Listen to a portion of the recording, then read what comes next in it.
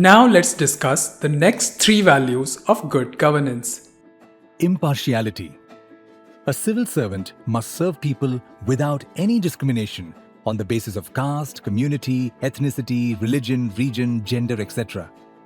A public servant must have a neutral approach in politics, a solid commitment to the Constitution, and never act as per wishes of the ruling or any political party. Let us look at a case study that stands as a glorious testament of steadfast impartiality. Former ISRO scientist Nambi Narayanan was falsely accused of espionage and arrested with few other scientists.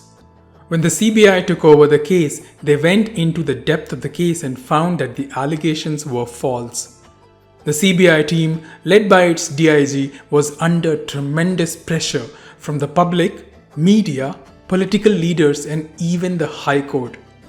Despite all these pressures and castigations, the CBI officials stood their ground and went only by facts, truth, and evidence.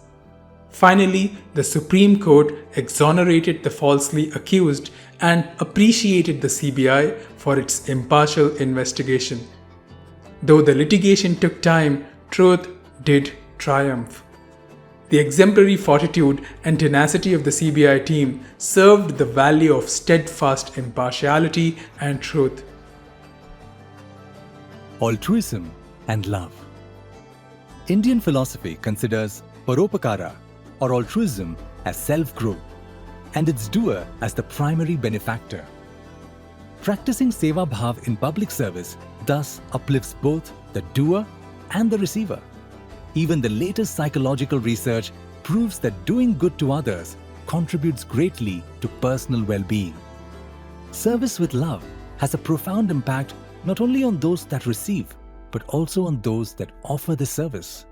Both the benefactor as well as the beneficiary are transformed by service with love, helping build a more compassionate and interconnected world. Here is one such case study that brought delight to both the parties involved in the service.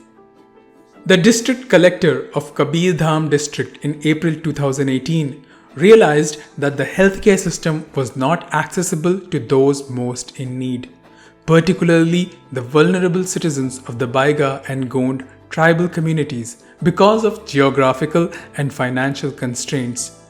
He started a system of bike ambulances known as the Sangi Friend Express, employing local residents to drive a motorbike ambulance. These bikes do doorstep pickups and drop-offs for the patients, which greatly increased the number of people availing healthcare service in the district.